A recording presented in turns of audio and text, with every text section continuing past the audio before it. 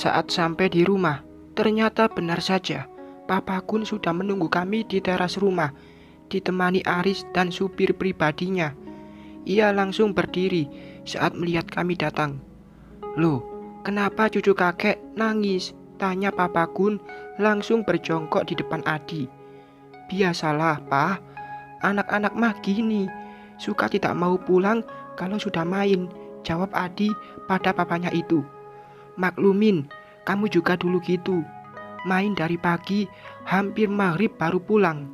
Tapi Safa mah enggak boleh ya, harus pulang tepat waktu," ujar Papa Gun lagi, seraya mengusap-ngusapi pipi Safa yang masih nempel di dada Adi. Aku membuka pintu, mempersilahkan Papa Gun masuk ke dalam rumah kami. Aku juga membuatkan teh manis kesukaan mertuaku itu, juga 2 kopi hitam untuk 2 supir pribadi yang tengah mengobrol di luar. "Makasih, Bu, padahal kopi mah di pavilion juga ada," ujar Aris. "Tidak apa-apa, Riz, sekalian. Oh iya, kemarin saya beli banyak daging. Kalau mau, saya ambilkan. Suka makan daging kan?" "Boleh, Bu, terserah Ibu saja. Saya mah makan segala kok." Aku tersenyum, lalu kembali ke dapur. Bersamaan dengan itu, Safa pun datang ke dapur dengan wajah yang masih cemberutnya. "Safa mau apa?" tanyaku dengan lembut. "Mau piring sama pisau." "Untuk apa?" tanyaku kaget. "Makan mangga yang dibawa kakek." "Oh, aku kira mau melakukan sesuatu. Potong piring lalu dimakan, mungkin." Saking marah dan kesal karena dipaksa diajak pulang, aku mengambil pisau buah serta piring, namun tidak aku berikan kepada Safa. Kemudian aku mengambil 2 bungkus daging ayam dari lemari pendingin, lalu aku masukkan ke dalam kantong kresek. "Ini biar Mama yang bawa ke depan." Tapi Mama minta tolong sama Safa, "Antarkan dulu daging ini ke Pak Aris di luar." Katanya, "Pak supir mau makan, tapi tidak ada lauk." "Bisa," ujarku, seraya berjongkok di depan gadis kecil itu. Meskipun dengan wajah yang masih merengut, tapi Safa tidak menolak perintahku. Dia menjinjing kresek itu keluar, dan aku membawa piring dan pisau ke ruang tengah. Tidak lupa, aku juga membawa cemilan untuk teman ngobrol Adi dan papanya. Aku langsung mengupaskan 1 buah mangga yang kupotong kecil-kecil di atas piring. Safa langsung menyantapnya tanpa bicara. Matanya fokus pada televisi yang menampilkan film kartun favoritnya. Sedangkan Adi dan Papa Gun, mereka asyik membicarakan bisnis dan perusahaan. Sesekali mereka tertawa saat ada pembahasan yang menurut mereka sangat lucu. "Oh iya, gimana dengan terapinya, Di? Sudah kembali berjalan?" tanya Papa Gun setelah dirinya menikmati 1 tegukan teh manis yang kusuguhkan. "Sudah, baru tadi pagi Dokter Burhan ke sini." "Terus gimana katanya? Ada kemajuan?" tanyanya lagi. Kata Dokter Burhan, "Kemajuan lumayan banyak, Pak. Kalau rutin terapi dan minum obat, insya Allah akan ada perkembangan yang mengarah pada kesembuhan." "Amin, mudah-mudahan ya," ujar Papa penuh harap. Aku pun demikian. Harapanku sangat besar akan kesembuhan Adi. Bukan hanya bisa berjalan lagi, tapi Adi pun akan terbebas dari Dokter Burhan dan anaknya. Jika suatu hari nanti suamiku itu bisa kembali berjalan, baru datang sekali ke rumah ini saja, dokter itu sudah membuatku dan Adi bertengkar. Gimana kalau setiap hari? Aku tidak bisa membayangkan bagaimana bentuk isi dari kepalaku ini. Pasti seperti benang kusut. "Al, sebenarnya kedatangan Papa ke sini bukan cuma untuk menengok kalian dan membicarakan tentang pekerjaan saja. Tapi ada satu hal yang penting lah istilahnya, untuk hidup Papa. Hal yang tidak pernah Papa bahas sebelumnya, juga hal yang mungkin tidak kalian bayangkan juga." Suasana berubah menjadi sedikit tegang, apalagi raut wajah Papa Gun sangat serius kali ini. Aku dan Adi sempat saling pandang, lalu kembali menatap Papa Gun seraya menanti ucapan selanjutnya. "Hal apa itu, Pak?" tanya Adi. Setelah beberapa menit Papa hanya diam saja. Gini, Papa ada rencana mau menikah lagi, Di. Gimana menurutmu?" Aku menahan napas beberapa detik. Hingga kini mata ini menengok ke samping, di mana suamiku juga yang sepertinya kaget dengan kabar yang disampaikan papanya itu. "Itu juga kalau kalian setuju. Jika tidak, ya tidak apa-apa. Ini hanya angan Papa saja. Kamu menikah, punya keluarga. Papa pun ingin mempunyai teman hidup di hari tua Papa. Ya, meskipun cuma teman ngobrol, makan, atau sekedar jalan-jalan. Mungkin. Gimana? Apa kamu keberatan?" ujar Papa Gun dengan diakhiri pertanyaan yang ditujukan pada suamiku. Suamiku itu tidak langsung menjawab. Ia menggaruk tengkuknya yang kuyakini tidak gatal. Entahlah apa yang dia pikirkan hingga tidak langsung memberikan jawaban. Adi boleh tahu wanita itu?" tanya Adi akhirnya. "Wanitanya ada, tapi belum bisa Papa sebutkan namanya. Papa mau dengar jawabanmu dulu. Boleh atau tidak? Jika keinginan Papa ini membuatmu sakit hati karena berpikir Papa mengkhianati ibumu, ya Papa tidak akan melanjutkannya. Papa juga belum mengatakan pada wanita itu tentang keinginan Papa ini, karena Papa ingin mendengar jawabanmu, ya atau tidak." Kembali Adi diam. Dia seperti sedang menikmati sesuatu. Mungkin gak dia keberatan papanya menikah lagi? Kenapa? Apa yang membuat Adi keberatan? Bukankah wajar jika Papa Gun ingin mempunyai teman hidup? Banyak pertanyaan yang bersarang di otakku dengan kediaman Adi. Apa mungkin dia memang tidak ikhlas jika papanya mencintai wanita lain selain ibunya yang sudah meninggal saat dia masih usia 6 tahun? Jika harus menghitung waktu meninggalnya istri Papa Gun, itu sudah sangat lama sekali. Usia Adi sekarang ini sudah 32 tahun. Jadi sudah 26 tahun Papa Gun hidup tanpa wanita di sampingnya. "Gimana, Di?" tanya Papa Gun lagi. Adi ingin tahu dulu siapa wanita beruntung yang disukai Papa." Papa Gun manggut-manggut mendengar jawaban dari anaknya. Bisa kulihat wajah kecewa dari orang tua itu. Meskipun sedikit, tapi mungkin dia menyimpan harapan besar pada putranya itu. Diizinkan untuk menikah lagi adalah harapannya. Sebaliknya, wajah tidak rela justru diperlihatkan Adi. Suamiku mungkin belum meridhoi jika papanya akan mencintai wanita lain dan melupakan ibunya. Tidak lama setelah pembahasan serius itu, Papa Gun berpamitan pulang. Dia berjanji akan segera memperkenalkan wanita yang disukainya kepada kami. Aku menyambut hangat rencana itu, meskipun reaksi biasa saja diperlihatkannya suamiku. "Mas, kenapa?" tanyaku. Setelah Papa Gun sudah pulang. "Apanya yang kenapa?" Adi balik bertanya. "Kenapa tidak mengizinkan Papa menikah lagi?" Aku beringsut duduk lebih dekat dengan Adi. Ku tatap wajah suamiku, mencari jawaban yang dari pertanyaanku. "Aku akan mengizinkan, tapi ingin tahu dulu wanita itu.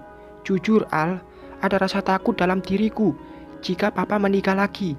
Bukan karena berkurangnya perhatian dan kasih sayang Papa pada kita, tapi lebih takut dia salah pilih calon. Awalnya baik, tahu-tahunya malah cuma cari simpatik saja, gila harta, ingin hidup enak saja, tapi tidak mau melayani dan mengurus Papa. Aku takut Papa terluka," tutur Adi panjang lebar. Aku menarik napas dalam, lalu mengembuskannya perlahan. "Mas," kataku, seraya menyimpan tangan ini di pahanya. Adi melirik dengan sebelah alis yang terangkat, kemudian tersenyum, merengkuh tubuhku agar bersandar di dadanya. "Kamu sangat menyayangi ibumu, Mas. Kamu takut Papa akan melupakan almarhum jika dia menikah lagi. Betul kan? Ini bukan soal mama, Al, tapi soal perasaan khawatirmu. Matamu tidak bisa berbohong, Mas. Ada sedikit luka di sini saat tadi Papa bicara ingin menikah lagi. Aku menyentuh dadanya melihat dia yang juga tengah menatapku. Betul, lanjutku lagi, membuat Adi semakin dalam memelukku. Kedua tangan besar itu melingkar erat di bahuku. Beberapa kali kecupan, Adi hadiahkan di pucuk kepala, seolah mengatakan dia baik-baik saja. Padahal ada sesuatu yang mengganjal di hatinya. Tidak apa-apa, Mas. Manusiawi kok. Jika ada rasa takut, takut kehilangan, takut terluka, kecewa, dan lain sebagainya. Tapi sebagai seorang anak, kita juga punya peranan untuk membahagiakan orang tuanya loh. Ya, aku tahu itu. Sebagai pria dewasa yang sudah menikah, aku salut sama Papa yang bisa bertahan selama ini tanpa wanita dalam hidupnya. Tapi ya itu tadi, aku ingin tahu dulu siapa wanita pilihan Papa. Aku hanya takut Papa salah pilih dan kecewa nantinya. Itu saja kok sayang, ujar Adi seraya lebih mengeratkan pelukannya. Aku sampai bergumam, merasa sedikit sesak dengan dekapannya yang posesif. Bukannya melepaskan, tapi dia malah sengaja membuatku semakin tidak dapat bergerak. Tanganku pun bermain di pinggangnya, menggelitik dan mencubit perutnya yang rata. Adi tertawa karena geli. Aku pun demikian, karena suamiku itu tak mau kalah dariku. Dia juga ikut menyerangku dengan jari-jari nakalnya. Ih, belisik. Suara Upin Ipin jadi hilang, kala-kala Mama dan Om Papa. Aku dan Adi diam, saling pandang.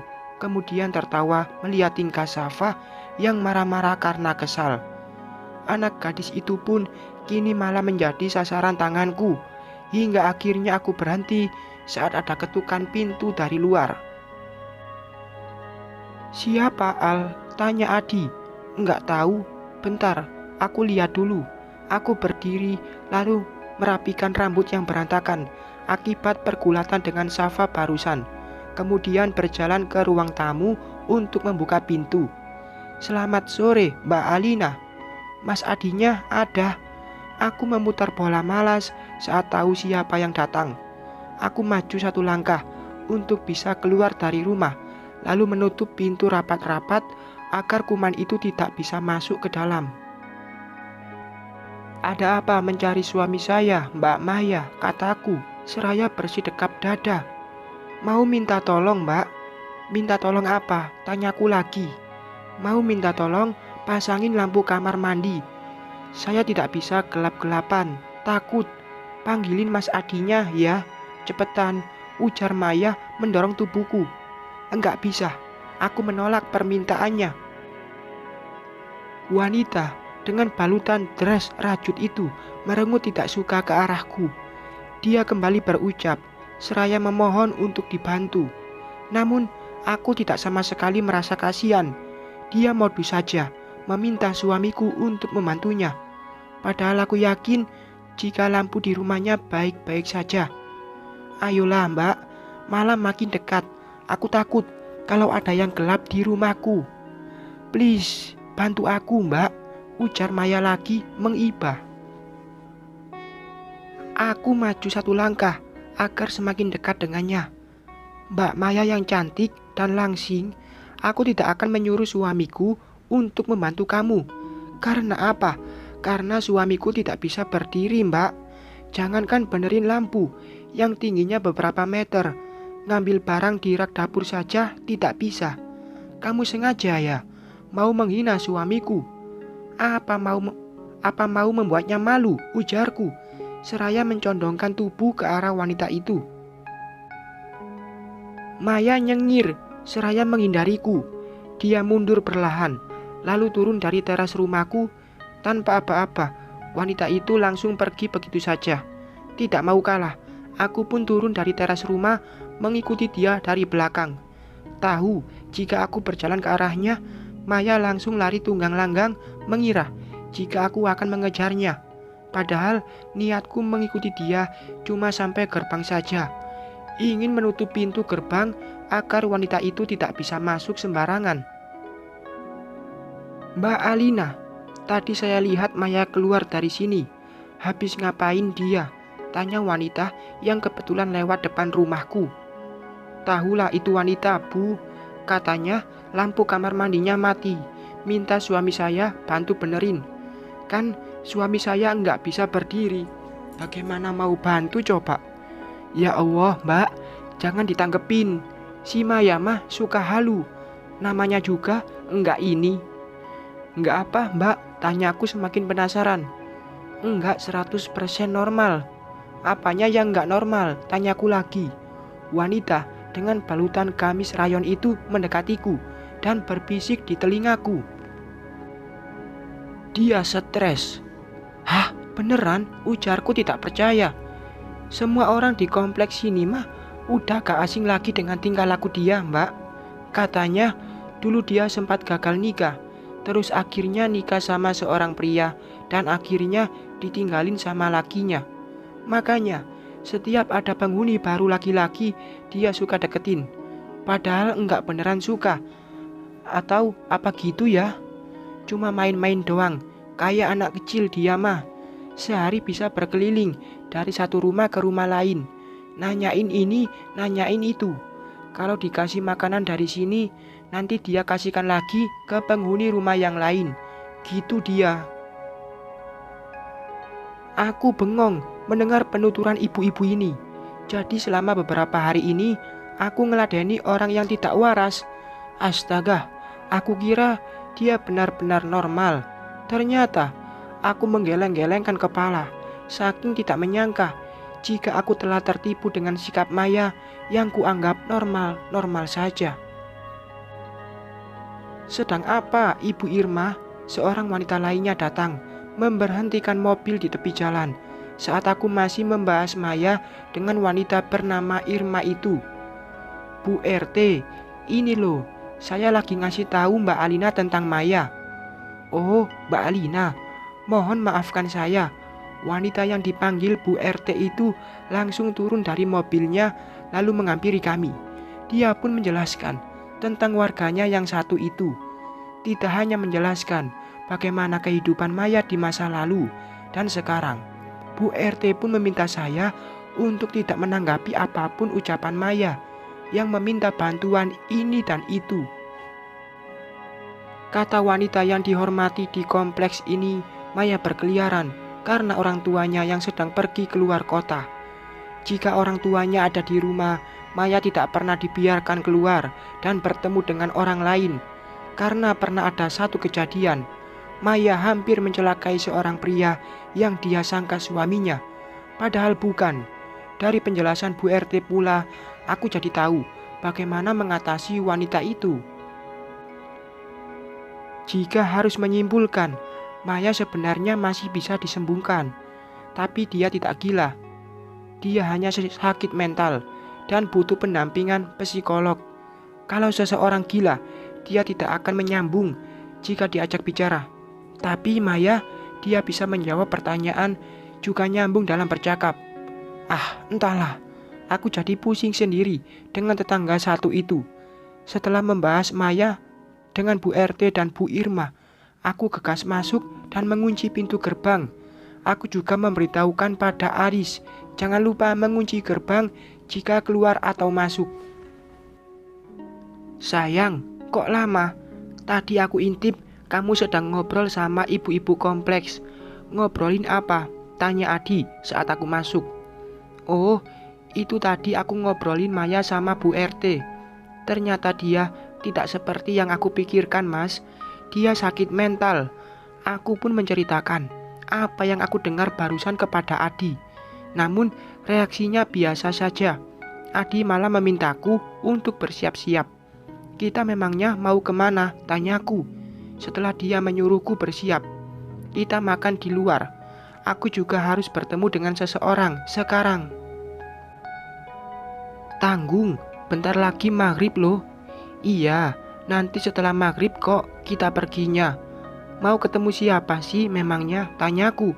Seraya mendorong kursi roda Adi masuk ke dalam kamar. Adalah, tidak berapa lama, azan maghrib berkumandang. Kami pun melaksanakan sholat bersama di dalam kamar ini. Safa tidak mau ketinggalan. Putriku itu sibuk memakai mukena miliknya dan berdiri di sampingku. Seperti yang Adi katakan tadi, jika sekarang ini kami akan pergi, mobil sudah Aris panaskan, dan aku pun keluar bersama suami serta anakku. Siap, Riz? Tanya Adi pada supirnya itu. Siap, Pak. Aris membantu Adi masuk ke dalam mobil, dan aku pun segera duduk di samping suamiku. Terakhir Aris dan mobil pun mulai melaju pelan. Entah kemana, Adi akan membawa kami. Aku tidak ingin banyak bertanya, hanya menikmati perjalanan malam ini. Beberapa saat perjalanan, mobil berhenti di sebuah restoran. Aku bersiap-siap untuk turun, namun berhenti bergerak saat Adi berucap dengan raut wajah kagetnya. Papa. Aku mengikuti kemana arah mata Adi dan aku tertegun saat melihat sesuatu yang tidak pernah kusangkakan sebelumnya. Mas, itu Papa dengan Ibu, kataku, tidak mengalihkan pandangan dari dua orang yang berjalan beriringan keluar dari restoran. Mereka pun seperti saling berbicara dengan dihiasi senyum dari kedua bibir itu. Ini tidak mungkin. Akankah Ibu Indah Soraya kembali menjadi mertuaku? Bersambung.